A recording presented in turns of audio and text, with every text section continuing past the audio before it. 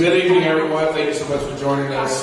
This is another segment of Let's Talk, Let's Listen. And we all understand and know that the OIR report has came out for the Anthony McClain shooting.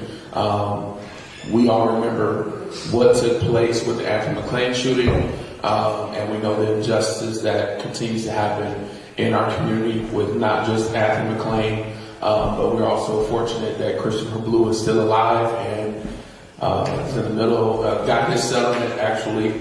And we also remember J.R. Thomas and Kendrick McDade and so many others. And so we at POP, we are dedicated to police reform and dedicated to making sure our brothers and sisters that are in our neighborhoods are not losing their life, not only by the police department, but also in the community as well. And so we're excited that you're joining us tonight for this live, in the moment conversation. Here's the thing about conversations like these, there is no retakes.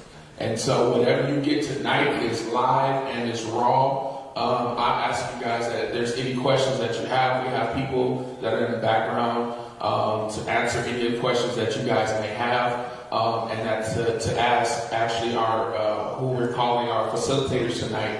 They're going to be answering questions as well. And tonight we're going to be doing an in-depth conversation, step by step, moment by moment, of what actually took place from then all the way until now. And so stay tuned, be with us once again. Welcome, my name is Brandon Lamar, and I'm the co-chair of Pasadena's Organizing for Progress. I am now turning it over to Brother James Farr that's going to take us on to the next steps. Thank you.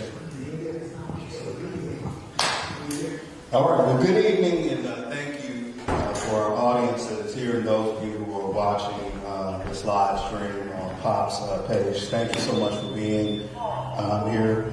We got a whole lot to discuss tonight, and we're going to try to pack this into a very concise presentation, as Brandon said. So just to kind of set the expectations for tonight, we're going to spend a little bit of time here in the El Cavion Center. Mohammed Tassar and I, who is with the ACLU, will unpack many of the 27 recommendations. We'll also have an opportunity to hear from some community members who were actually present on that night.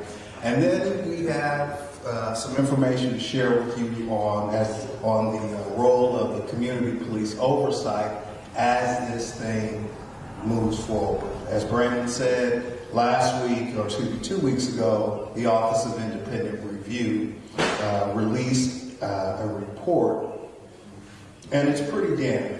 There's not a different way to say it. I'm of the belief that our mayor, city council, vice mayor, entire city should be embarrassed at this work product. But we'll tell you a little bit more about exactly what we're talking about, of why that shame should kind of hover over the folks here on Garfield. So before we bring in Mohammed, I first want to kind of center the room, center this conversation. I'm going to ask Pastor Kerwin Manning, who is if he isn't the senior pastor, I'm going to promote him to senior pastor at the Pasadena Church. And have him come share with us just a little bit. Pastor, can you come up just a little bit and join us for a second? Sit here, we'll figure it out. It's fine. So, Pastor, you were present that evening, but again, I want to center tonight, and if you could share some words with us, what it was like that evening, the work that you were doing and the collective community. If you can do that in a couple of minutes, and we'll keep the program moving. Yes, it's good to be here with you all and with the audience that's watching. It's a terrible reaction, a terrible feeling to get a call. And it wasn't my first call. At night, and the community's in an uproar. Young man has been shot. As a pastor, it seemed like the view that Jesus had when he went through the towns and villages, and it seemed the people helpless and harassed like sheep without a shepherd. And that's what it felt like. There was confusion, there was pandemonium. And as I began to talk and share with people, it felt like a war zone. Had the opportunity to not only be on the scene, but eventually to do the eulogy for Anthony McLean and to serve his family, and realized then that there was a lot of work that needed to be done to bring healing to our community. Before we even get to the officer involved shooting and all of that, but the community was devastated. I've been here 22 years in this city. I saw the same thing. My first experience, I believe it was my first, I've lost count, but I know Leroy Barnes. I was on the scene for Leroy Barnes. I marched with Kendrick McDade's mom, Anya Slaughter, when we just was trying to help walk her through this process. And JR, I mean, it's just a never-ending story. But what I believe is that the power behind seeing change comes from the community keeping the full court press on. I know before we started talking about these teams that are playing tonight. But keeping the full court press on justice, keeping the full court press on decency and what's right. And you'll go into some of the things. I remember when the chief called me and said, I'm going to release the videos. And I first asked, is it redacted? He said, it's going to be fine. And then I simply said to him, as the Lord said to Cain, if you do what's right, it'll go well with you. If you don't, sin is crouching at your door. And I said, we just got to do what's right. And right prevails. So as we even have this conversation tonight, the scriptures say, don't be overcome with evil, but overcome evil with good. And what you're doing is good. What we're trying to see out of our community is good. But there's still a lot of hurt. There's still a lot of questions. And we've got to ask those questions. We've got to align ourselves in a way to make sure that justice that justice flows for everyone. I believe in the word that says, speak up for those who can't speak for themselves in Proverbs 31:8 and 9, and ensure that they get justice. So as we go through this, as you guys have done due diligence to present this tonight, I'm hopeful because we haven't forgotten about Anthony McLean. We haven't forgotten about all of the other victims of senseless police violence. We're talking about traffic stops. We're talking about things that, don't happen to everybody. So tonight I'm hopeful and I pray that we will stay engaged and not only listen and not only, respond, but that we will take action and continue to press until we see the change that we deserve. Thank you, Pastor.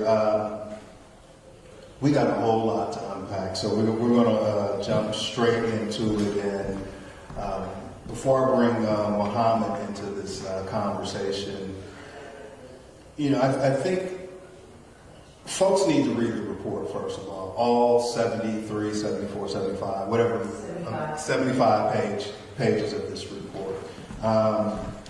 It will give you a clear understanding of how this event, this incident, this homicide took place.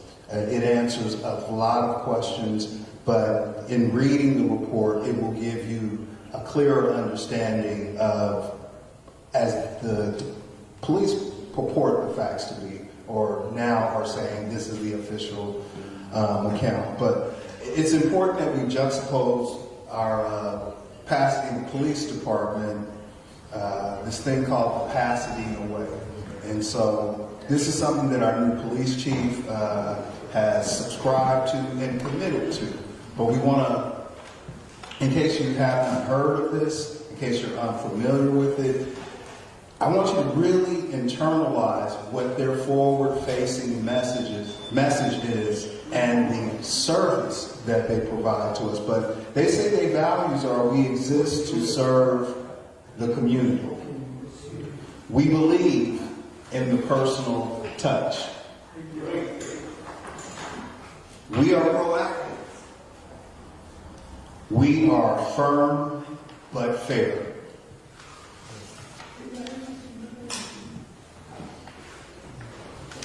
It's on the next page, sir. And then lastly, amongst their values, how we get the job done, I want you to pay attention to this. how we get the job done is just as important as getting the job done.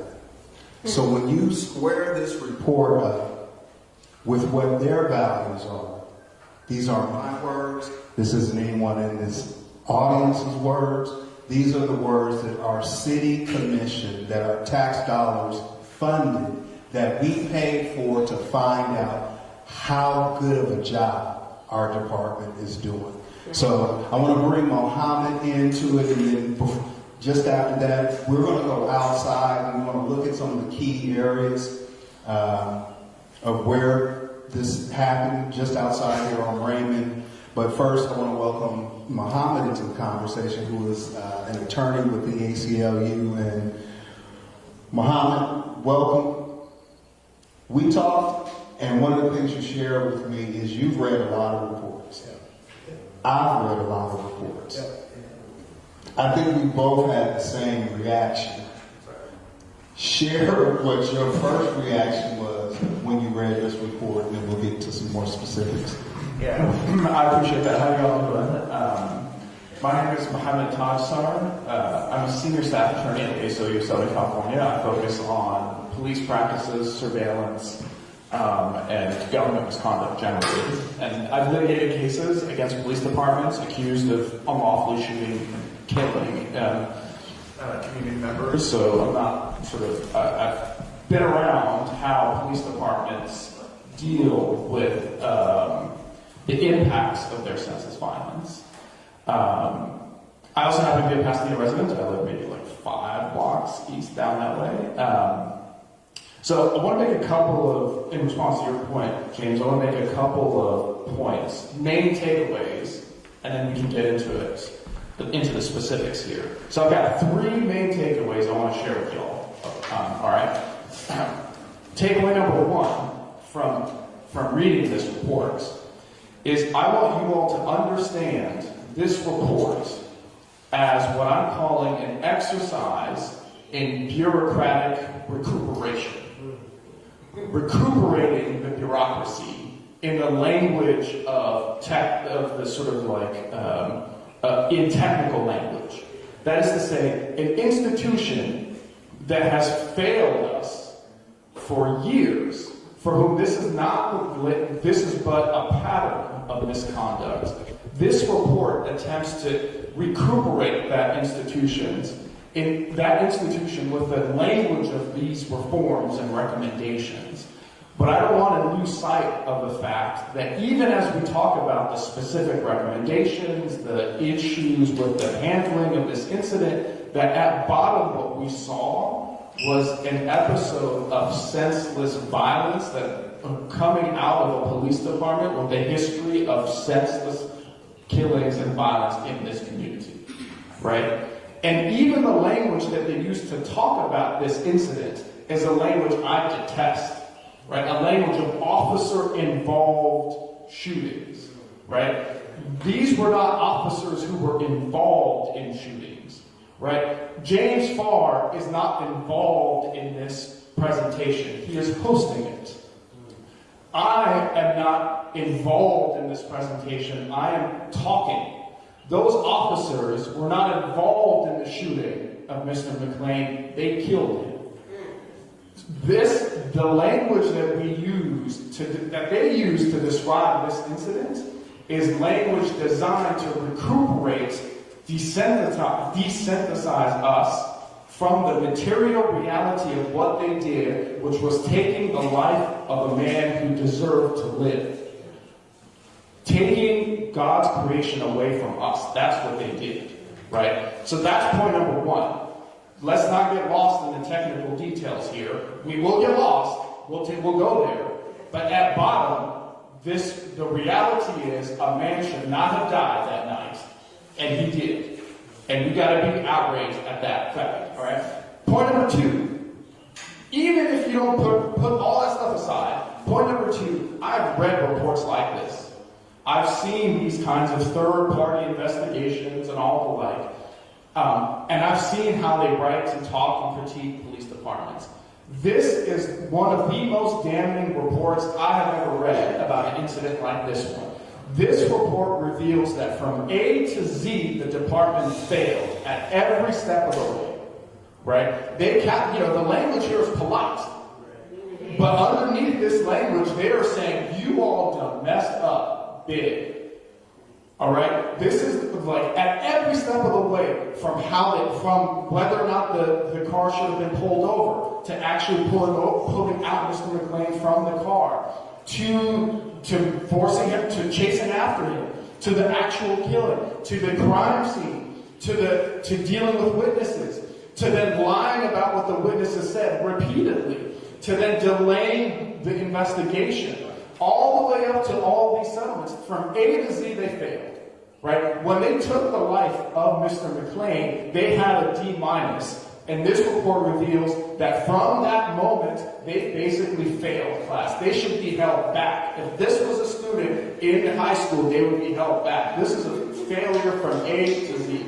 This is what this report says. All right, let's not sugarcoat it. We're about to get into it, but this report says this is a fail. Now, I want to give you the reason why this is important. Is I want to give you a little bit of history just on this report, on who the OIR group is, because this is important. All right. So this group arose out of investigations of the LA Sheriff's Department about more than a decade ago. If you all recall the scandals around the violence and in the county jail system perpetrated by the Sheriff's Department, that eventually resulted in the sheriff being imprisoned for like corruption, lying, and interfering with a federal investigation into what was going on. Remember all that? This report and the gentleman that runs the OIR group, they were back then, they started as a quote-unquote independent office to investigate or review the sheriff. And they were, at the time, they basically stood behind the sheriff every step of the way. They said this, they poo-pooed any suggestion that the LA County Sheriff's Department had a use of force problem in the jails. They said, no. These outside critics, this is not true. They're isolated incidents. This is not true. And so they were actually defending the Sheriff's Department shortly before the sheriff himself was indicted and imprisoned for the very corruption they defended.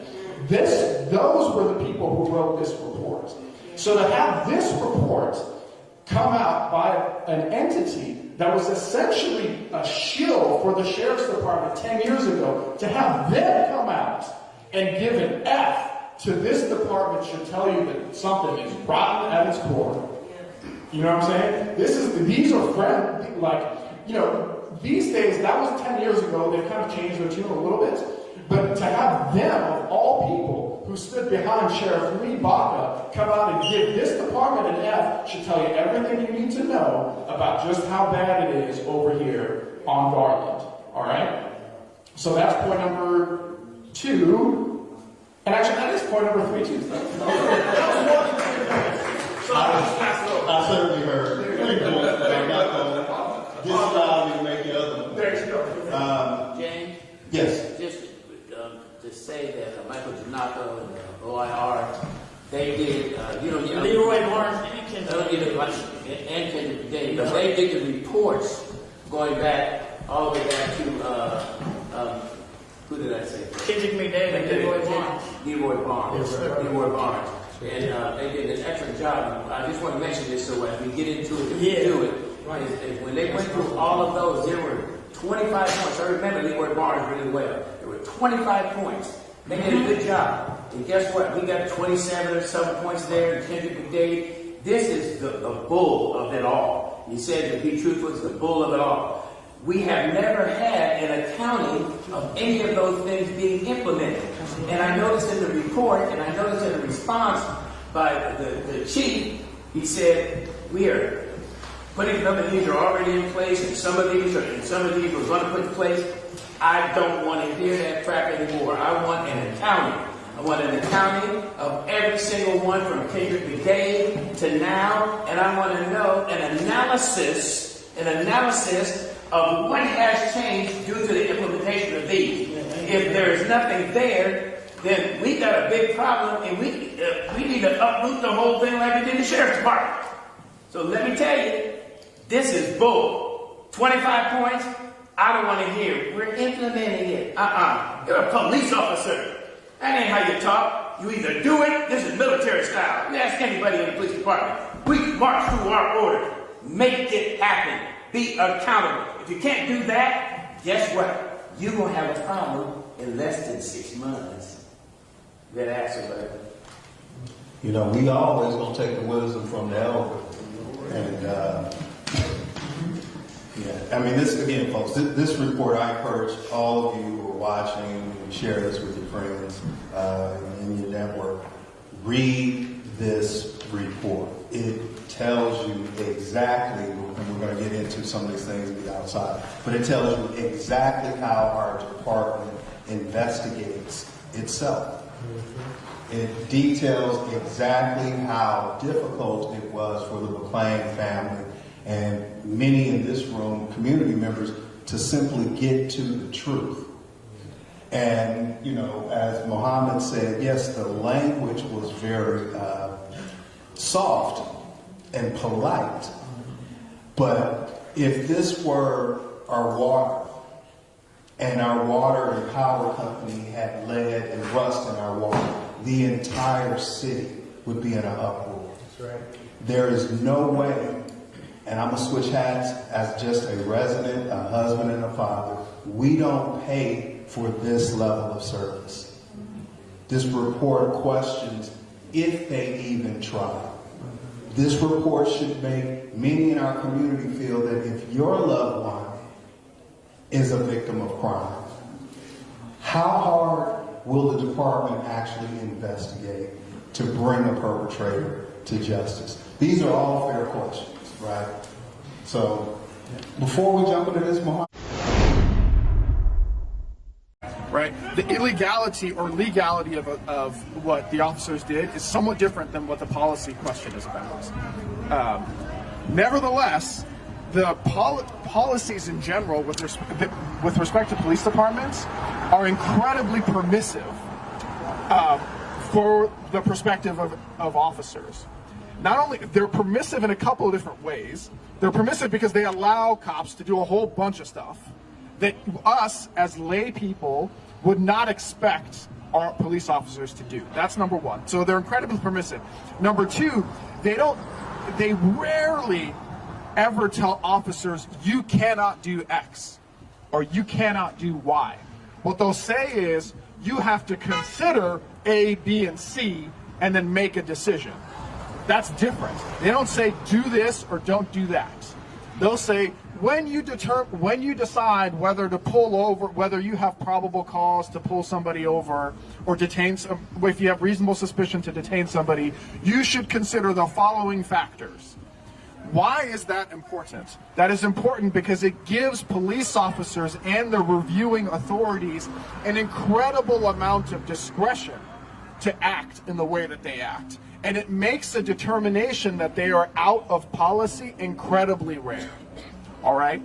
So that's number two, and I think that's important in this context. So that's important when we talk about the pretext stop portion of it. So perhaps that's the first recommendation that we can talk about, because that's the first thing that happened here. Is is the police department allowed to utilize a technical traffic violation that I tell you right now does not get enforced against the hundreds of Teslas that I see driving around in Pasadena. Teslas that don't come, I know this, that don't come with a front license plate holder. You know, most cars that you buy have that. The luxury cars often don't have that. They don't get stopped in the same way. Trust me, I know this. But these two brothers were stopped because they did not have a front license plate, right? The point of that stop was not to educate these two community members about the importance of proper license plate management, right? The point of that stop was to search them and basically make contact with individuals that to alert them to the fact that they are patrolling this neighborhood because they view this neighborhood as suspect. They harass this neighborhood all the time. This is exactly it. The time that I spent up here, I spent several weeks up here just because they were traumatized. I put a table down and some chairs, said anybody needs to pray, need to talk. But the time I was here, Esprit will tell you, Brandon will tell you, Jasmine, of course, will tell you, they drive up and down, they pull over, how you doing, asking questions. Several times, I would walk towards the car, they would back off because they would know that's a passer. But I was like, what are you doing? You're harassing. They pull over, harass, make them get out of the car, make them get on the ground, just trying to agitate to stir something up. That's exactly what it is. Before Muhammad continues with this, because I want to make sure that we point out the 4 specific recommendations in this space. But to be clear, as the report indicates, that the officers were dispatched as a part of their unit to this specific area of the city with the intended purpose of crime suppression, or others would call it fishing, others would call it hunting. But to Muhammad's point, that same level of enforcement isn't aggregated across the city. So I want to make sure that we hit. Boy, I need to look at that side. Recommendations for. Let's talk about recommendations 4 that you outlined in your note, and the others in our first section. So just to put a tie on that pretext stop point, and then we'll talk about a few others. The pretext stop recommendation, in response, the Pasadena Police Department said, we do, pretext stops are important. We need them in order to police and limit crime because the community wants us to deal with crime. And the way that we're going to deal with crime is use technical traffic violations to harass and intimidate individuals within the community as a way of suppressing quote-unquote crime. And they said that's what we're going to do. If anybody has any issues with it, take it up to the advisory, the community oversight commission. And so I want to just leave that there. That the question of pretext stops is one that's critically important and one that a lot of other cities have taken up. Right. All right. So let's talk about a few other ones.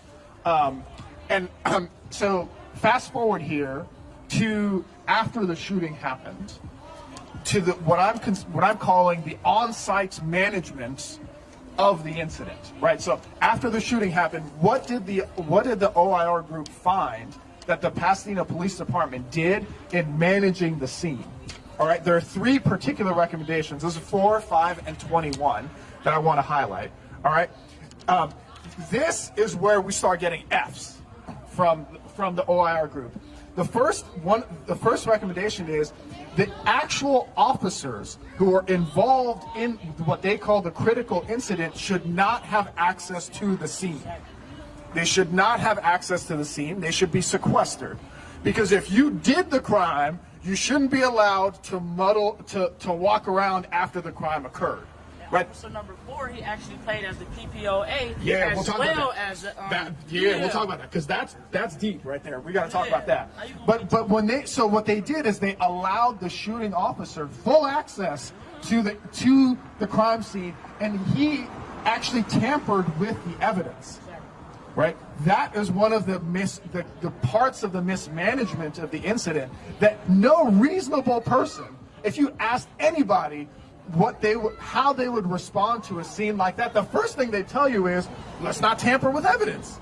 That's Law and Order 101. We see that on TV all the time. But they did that, right? So that was one of the things that the OIR group found. The other is they allowed the officer to speak with other officers. In other words, the person who committed the shooting was able to go and interact with other officers on the scene. Again, that's problematic because if you imagine the guy who did the act is now going about essentially tampering with other colleagues and potential witnesses, saying, "Hey, actually, I did this because of the, whatever." I don't know what we don't know what he said, but you can imagine what would you do? You'd be like, no, I had to do this because X, Y, and Z. But that's a problem. He's who knows? I'm not accusing the brother of doing anything, but I'm saying the possibility for coaching others to create bias in favor of him and against the victim is there. That's why the OIR group recommended sequestering the people involved. So that's another one of the recommendations. And lastly, the union representation issue. right? This is a big one. This is a big one right here. So what one of the failures of the management of the scene was to allow an officer to arrive at the scene after the shooting and serve immediately as a representative of the police union. Now, why is that a problem? Because let me tell you, James, you talked about what the purported mission of the Pasadena Police Department is, which is to serve all of us, to serve the community. Let me tell you what the mission of the police union is. The police union's mission is to say F you to the community. I'm going to serve my members, which are these police officers, to protect their officers from any kind of scrutiny, liability, protest, criticism, or anything. The job of that union representative, who happened to also work as a police officer, was to come in and essentially protect, to inform the union about what happened, get guidance from the union about how to protect the officers, not guidance from the union about how to protect the community, not guidance from the officers about how to assess the truth of what happened, guidance about how to protect the officer that they automatically that they want to protect before any kind of investigation is conducted. That is unfortunately something that happens all the time in these incidents, where the actual police perpetrators of these shootings, immediately get access to and assistance and guidance from union representatives and union lawyers to assist them in how to manage and manage the situation that they have created, right? That is exactly what happened. To Pasadena Police Department as well. Exactly right. I mean, he so rode him this all the is way there. imagine what's happening. You are getting coached by somebody who's there to protect you when you have committed this terrible, terrible act. And you get that coaching immediately. And you get it from somebody in uniform. It's not even a suit. No suit showed up. It was somebody in uniform that came and did it. And that was another error, another fault that was highlighted by the OIR group. So those three are, to me, really damning mismanagement of the crime scene. And before we move to the next recommendation, I want to point out that recommendation is one of the recommendations that the Chief Harris, disagreed with, citing that personnel on shift, something to that effect, and I'm paraphrasing, will dictate who responds to a critical incident. And so I think it's such an important point that some have raised here and Muhammad has raised. That is something that the Community Oversight Commission needs to take the chief to task. There should not be, as Muhammad indicated, a union representative to allow to the duality of both roles, right? Yep. When they are in the uniform and they are on the job, they are there to serve and protect the public. That should be mission number one. We're going to move on to recommendation number 6, which is, why did the officer not give a statement until 2 days? We just heard how the officer got to the station. We know the lieutenant who checked them in at the station, Lieutenant Gomez, and then 2 days later, Mahoney gave a statement the next day. But 2 days later, why are our officers allowed to provide a statement days, hours afterwards? And then, as the report points out, if any of us are a witness to a crime, we don't get to see the tape first, right? Like, we don't get to refresh our memory. We have to give what they call a fresh account, right? So explain that to us. Yeah. So these 2 points are real critical. So just for the audience who's following along, number 6 and number 8 is what we're going to talk about right now. Number 6 is the question of the interview of the shooting officer that happened 2 days after the incident and after the officer had a chance to review all of the footage. And I guarantee this, after the officer had an opportunity to speak with his union representative and lawyers of the union provided by the union to figure out how to manage the situation. That is devastating. I mean, just think about it. If you call the police for any reason, they're going to get you right there. They're going to get your statement immediately. If they accuse you, if they suspect you of having done anything wrong, they're going to come up to you. They're going to ask you questions. They're going to get your statements immediately, right? But they don't do that for their own. This is a practice that is pervasive among police departments. There are, in fact, some police departments here in Southern California that don't even require any statement from police officers when they kill somebody, right? At the very least, we got a statement here, but it came 2 days late, right? You can imagine what happens in those 2 days. In those 2 days, you get to go through your head, your memories, and try to come up with the most sanitized account of what happened, an account that puts all the blame on the victim and none of the blame on yourself. An account that's adulterated by insights and input from your union representatives, your colleagues, your friends, lawyers, all of the rest of it, and not what should have happened, which is an immediate investigation with you from your supervisors or internal affairs that say, hey, what happened? Tell us what happened. The Pasadena Police Department never asked and never got a statement from the officer about what happened. And to make matters worse, they allowed him to look at all the videos and essentially craft a story, concoct a story about what happened. Right? That's devastating. And the OIR group pointed that out.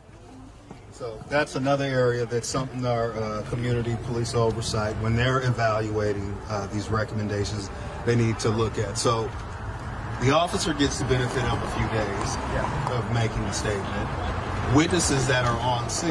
Now, we've all seen the video, we've seen the raw footage, we've seen multiple angles. We know that there were several people present at the event, as it was just right here at this park. The sun was up a little bit more. Scores of people were around, and none show up on witness lists. But let's talk about the ones that did talk. Let's talk about how the report says mischaracterized, right? Mischaracterization to me, I think the report stopped short of calling the department intellectually dishonest, right? You wrote their line. Explain yourself. Absolutely. So just so that we understand the context here, I said that the police officer who committed the shooting was allowed 2 days to come up with a statement, right? Contrast that with the witnesses. The witnesses, not only were they questioned immediately, they were targeted and essentially criminalized. The witnesses themselves, the police officers, ran back checks on their cars, warrant to see if they had outstanding warrants. The witnesses, right? And the OIR group says, don't do that. If you have a witness to an incident, don't automatically criminalize them or suspect them of anything. They're trying to come and help you, right? So that they faulted them for that.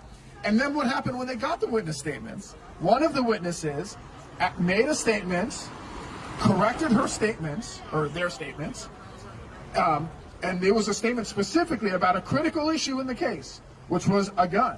The gun that they found purporting to be Mr. McClain's.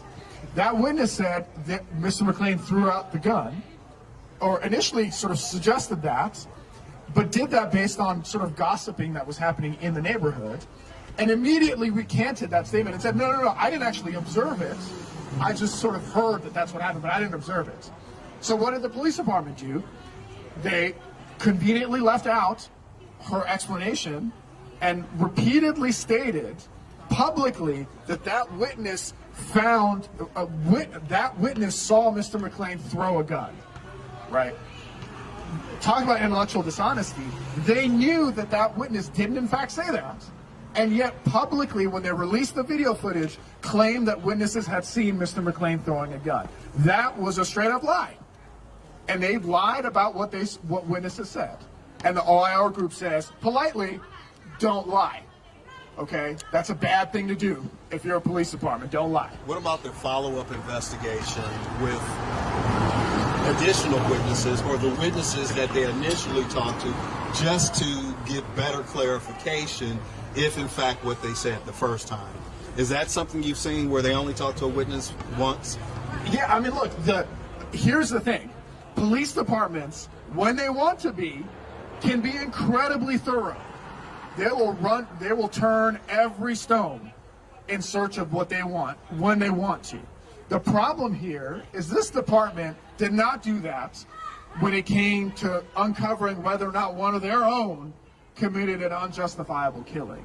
And so their handling of witnesses was shoddy from jump, and that's what the OIR group says, right? Their handling of witness statements, making sure that verifying what witnesses said, going back to this individual who talked about the gossip and the throwing of the gun, to clarify what they said, to ensure that what they said was preserved, to collect identities, to make sure that they have a clean record of the investigation. They didn't do none of that, right? That calls into question their entire the entire investigation that they launched into whether or not this is in and out of policy is infected by shoddy investigative tactics. Not only did they not, there was tampering with evidence, there was not handling the witnesses correctly, and they should know better. Right? One of the things that the OIO group repeatedly says is we need more training. You know what I think? I don't think the police need more training. I think they're trained well enough already. Police officers go through a ton of training. They are the most trained individuals probably in any profession. They know how to conduct a criminal investigation, and they didn't. And that's what the OIO group says about what they did. All right, so kind of as we move forward through this, right? I left my notes inside, so I need your notes on our next point. I got you. My notes? Yes. Where we're next recommendation. Next recommendation, we're going to talk about the use of force review and considering evidence. Okay. So what we want to do now is address, and those are recommendations numbers 17. We want to address the use of force recommendations. All right. So when we look at the continuum of the use of force, we look at the traffic stop, right? The report documents that at the time of the traffic stop, the two officers did not know the identity or status of the two individuals in the car. Yes. Okay. That's right. And so one question is, should Anthony have been taken out of the car as a passenger? Yeah. And then the second question, following up with that, with the use of force and the administrative review of that, as Jasmine pointed out a little bit earlier, is that when he separated from his partner, he put his partner in jeopardy, which creates a liability for us as a citizens, as residents. Right. But also, I'll add to that, Sister Jasmine, he created a public safety issue by discharging a weapon. Right here, there were families out here. It was 114 degrees on August 15, 2020. Everybody was out. So if you can address those real quick. Yeah, absolutely. So recommendation number 17 is about how the internal review process that found that the shooting was in policy. And what the OIR group found was that when they were reviewing the incident, they did not consider all of the evidence in that review. And not only did they not consider all the evidence, they didn't consider all of the factors associated with determining whether or not the use of force was proper. In other words, they didn't use all the facts and they didn't use all the law. That's a problem. Because if you're going to consider whether or not something is in or out of policy, you gotta know what the policy is, and then you gotta consider all the facts. But they did neither. All right. Now, why does that matter? That matters because, at every step of the way, there were problems associated with this stop. If it was me, my opinion, the pulling Mr. McClain out of his car was illegal. If Officer Maroney felt like his Duma Gwendon was actually in jeopardy, right here it says, Officer Maroney testified then that he physically turned away from the direction of the foot pursuit toward the curb of the driver, and his immediate attention was appropriately on the driver. So that right there shows me that he didn't have no gun because he turned his back towards y'all. You get what I'm saying? Right. It was a lot of things that was way off with this. That's right. I agree with you. No, I mean that's the thing. That's the thing. So I guess what I'm. Duma Dumagwenda did not communicate any of the observations or his intentions to even chase Anthony. He didn't say nothing to Maroney. He just started He just going. started running. Yeah. That's right. So, I mean, that's the thing, right? So, what I'm saying is the initial stop was deeply problematic from a legal perspective because it's not clear why you can be stopped and detained and pulled out of your car for a traffic infraction just like that. All right?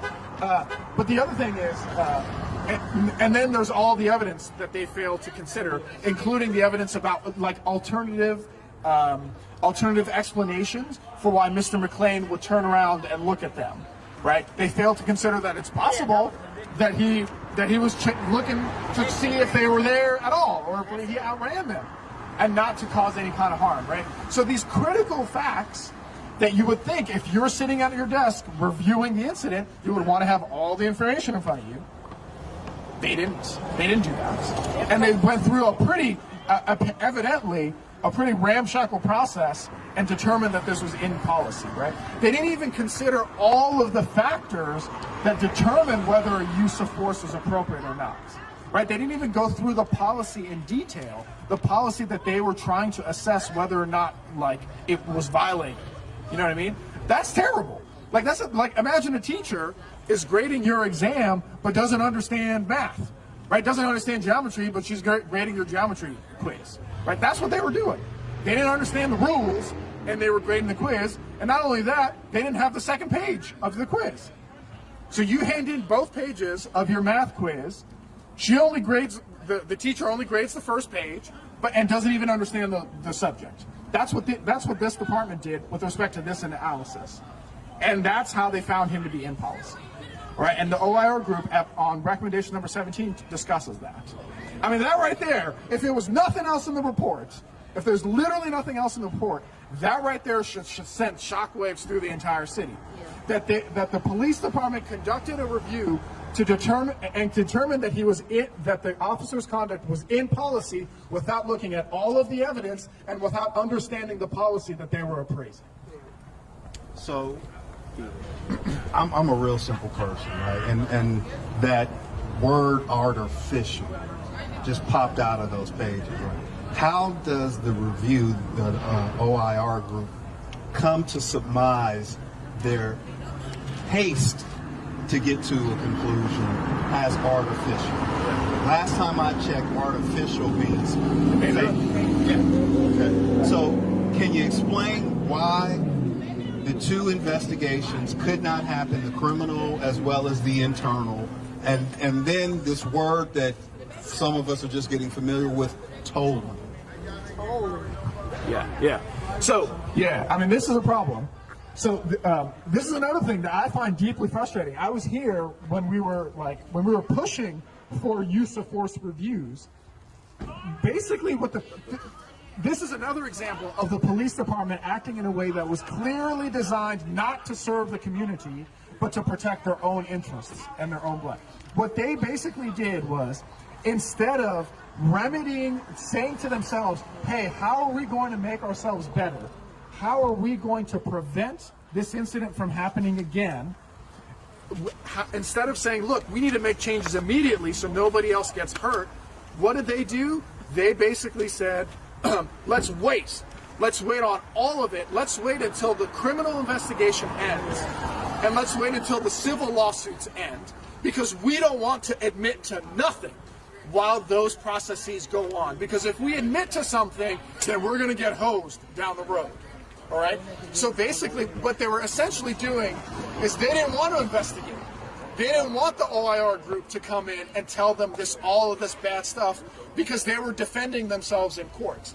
Because they were defending themselves against a possible criminal indictment.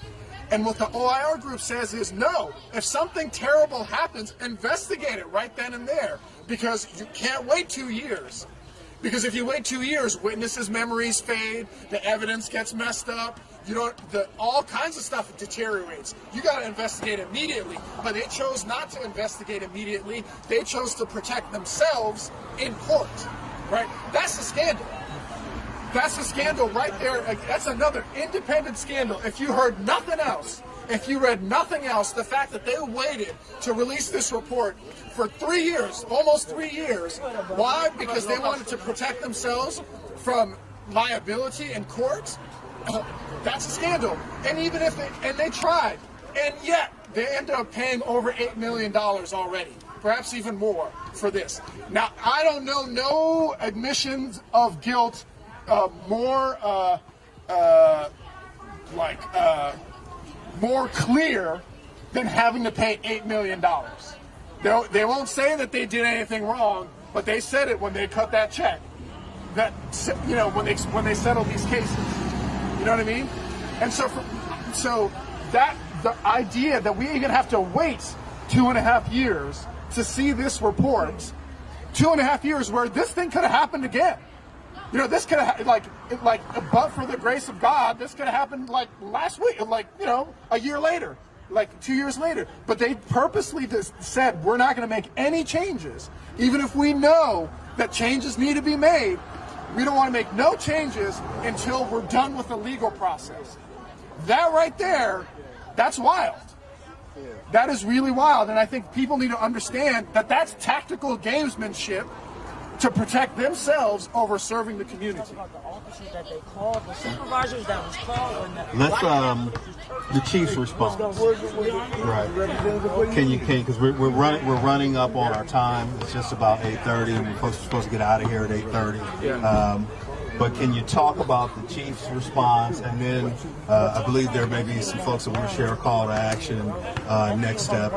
Yeah. You know, basically the chief's response was, thank you. We agree to most of it, and we're going to deal with it. Is basically the chief's response. What I want everyone to understand is what actually the brother was telling us earlier this morning, like at the beginning of the program. These recommendations, it is incumbent on us to demand that these recommendations be followed through. I mean, part of what the OIR group says is we made these same recommendations years ago, and you all still haven't done them, right? And so we got a statement from the chief saying, oh, trust us, we're going to do this, right? But that shouldn't be enough.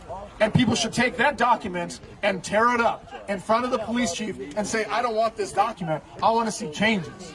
Right? They need to go to city council and say, I don't want this document. I want to see changes. I don't want more of my money going to this nonsense when we could be spending it on things that the community actually wants. Right? Supporting our cultural institutions, building up our parks, housing, schools, mental health counseling, all the rest of it. We don't want none of this nonsense. Right? But the police chief says, no, trust us. We're going to do it. We're going to do it. Trust us. It's going to be okay.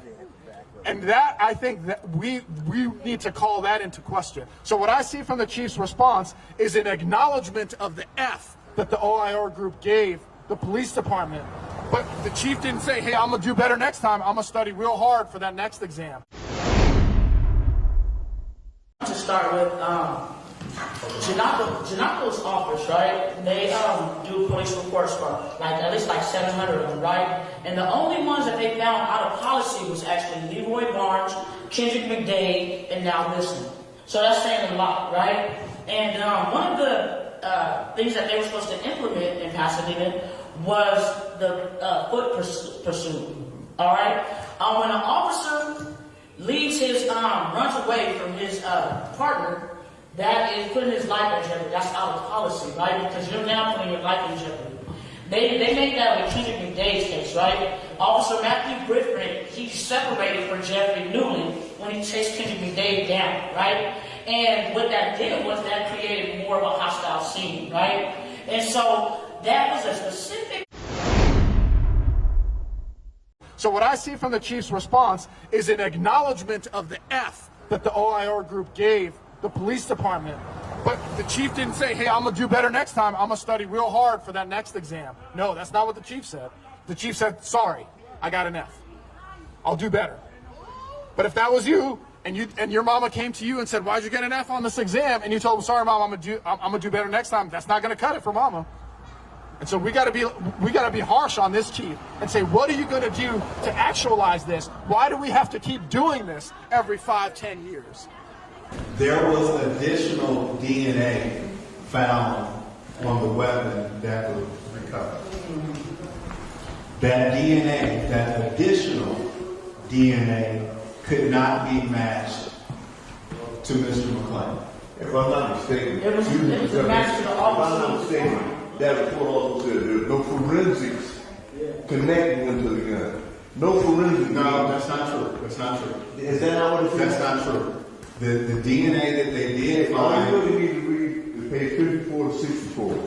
54 to 64. Read Hold on. Officer number 6 is the one that So are you talking about in this report or something else? So let me finish what we're doing somewhere else. I'm on the educated report. officers that declined to give their DNA.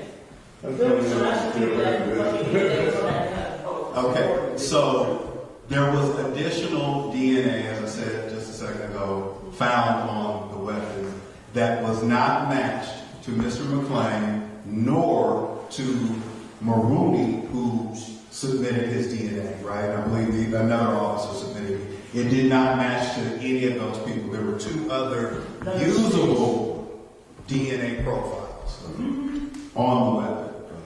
How they got there, I don't know. Right? Okay, so I said here, and this is something. Let us wrap up. For personal knowledge, it's never going to see the police carry what they call throwaways.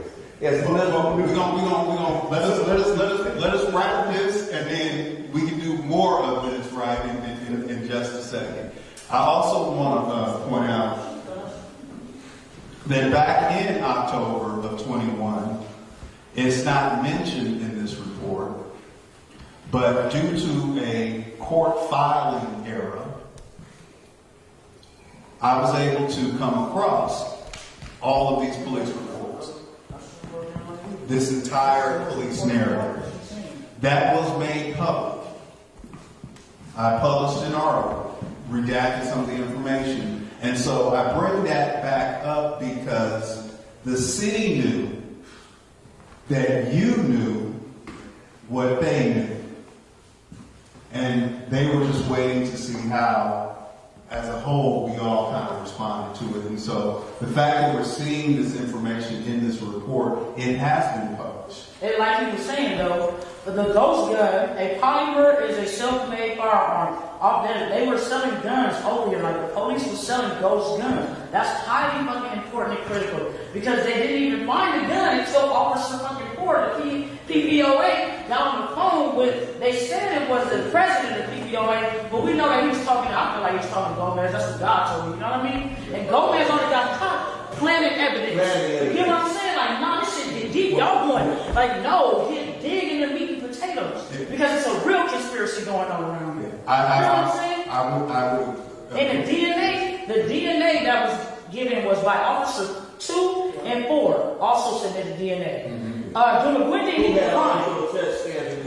They tested We gotta wrap this. Oh, that's it.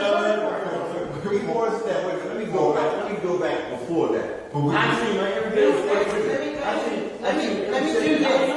this. So you guys can have your voice. I want you to say exactly what it is that everybody can hear. Let's go. First of all, I will speak from personal knowledge because I've seen every picture of footage from 5 different cameras, from chest cam and dash cam. I also seen the footage from the team center right here. So I examined from being in media, it gave me the ability to look at and examine this. And if you look at it, first of all, you see every move Anthony McClain did. From the very beginning, you see from the chest cam of Officer number 1, before we call him number 1, who went to the driver's side, from his cam, you can see Anthony McClain got a cell phone, excuse me, in his left hand. The officer number 2 on the other side, you can see very clearly, talking to Anthony McClain, examining him, has no reason to have any fear. Also sees he has a cell phone in his hand, politely opens the door to let Anthony out. From the dash cam, you can see Anthony McClain get out of the car, and I know this look from personal, because I used to run. I was running not from playing, but because from natural instincts to get away. I've seen that look on his face. He looked right, he looked left, he bit and ran. He maybe took 40 steps to the middle of the street. The officer was maybe 10 steps behind him, if that many. Anthony McClain kicked off his shoes. That's not a move, an aggressive move. That's a move meaning I'm getting ready to run in faster to get away. This man wanted to get home. He was not doing anything because he did not have a gun. At any of this time, he got shot in the back You can see him drop his cell phone. But you see that from the camera from the team center, which for some reason we can't get that footage subpoenaed. Why? You know why? Because not only can you see him dropping his cell phone from that camera, if you look at the later footage where they won't release, you'll possibly see them planning the gun. And here's why I say that. Because you can see from the chest cam of one of the other officers, up a distance up the street, you can see one of the patrol cars. That's like an SUV. Parked. You see someone walk across in front of the lights, go back and get into the car. They drive off, and as they drive off, they signal. Right. They signal the officer with a flashlight. Then they go up and find the gun. That's all it is. The thing is, Anthony didn't have a gun. Who had the gun? And the other thing is, who brought that gun on the scene? Right. Let's get that snake out of the garden. That's a snake in the garden, without a doubt. And that's all I'm saying. And there was no forensic evaluation. There was no forensic evaluation done to seek and determine whether the firearm was ever even operable or when and how the firearm was broken. So y'all say they found a broke gun sitting right in the alley, right there, bro. And I don't even know if it worked. But my big question is, why wasn't a forensic evaluation determined? Why didn't they go through that process? There's a lot of processes that they did not go through, and it was purposely done. I mean, you guys, we can go like over the shit, but no, it's a real thing here where they plant evidence here. They planted that evidence. I just have another question about the DNA. Did Officer 6 or Officer 4 contact? They had contacted Anthony, and what kind of DNA was on the gun? Was it blood, saliva, like you know? And why did Duma Gwendon decline to give a sample of his DNA? What about Officer 6? Why did he have to submit? Why did every other officer have to submit but the officer that put it in the bag, put the gun in the bag, and Duma Gwendon was shot? Come on, y'all, like it really raises hairs, bro. And what else? Shit. Officer 6, he collected the gun, so I mean that's really critical right there. It's a lot of critical things, but with this being done, my big question to you was, now because District Attorney Gaston, he's purely going off of the report done by the board, which is the police chief in them, right? So the critical incident report. That's like, legally that's all he can do because we got to think about legality. But now having this in your face, now can he go back after determining that they were out there with their policy, can we still apply pressure on them, on him to do it? The answer is yeah, I know. There's no statute of limitations on this, but I think the answer is definitely yes. I don't know. I'm not familiar with what Gaston's investigation looked like. What I understand from this report is that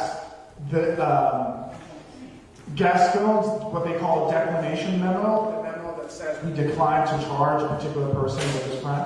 That memo is typically published, but it's not. It doesn't prevent the DA from going back and making another decision to charge a person. In fact, when Gaston came into office, he actually went back to reopen cases that his predecessor, Jackie Lacey, had closed. All right. Now, in terms of the thoroughness of the DA's investigation, I can't speak on that. I will say on this question of gun and planting, like to me, like looking at it just sort of legally, none of the problem with what the police department did is they so heavily adulterated the investigation and botched it in a way that you cannot trust their conclusions about the gun.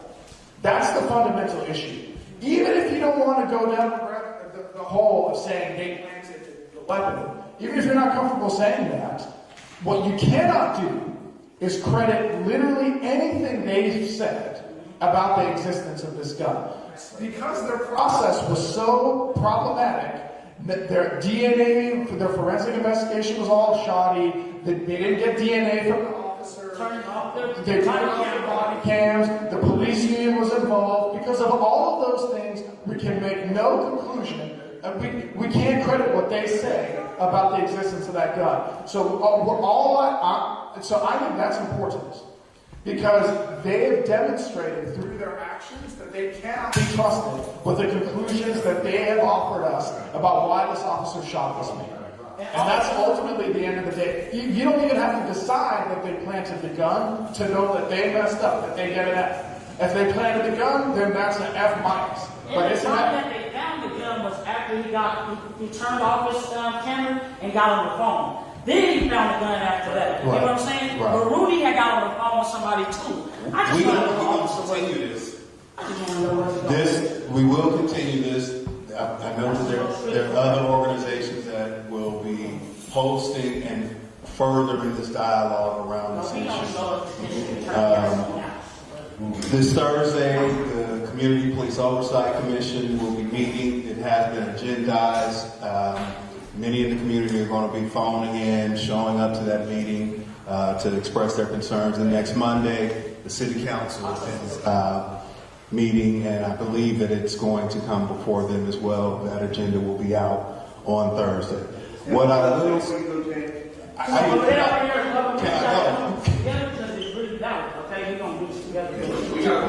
Can I get out of here, Bubba? All right.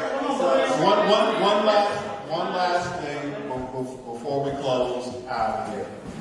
Whether or not you believe that the gun was superficially planted into this situation, whether or not the gun was in the possession of someone else in and around the park, what the report does not, and the police did not, is disprove how the community feels. As the report outlines, it did everything to erode trust.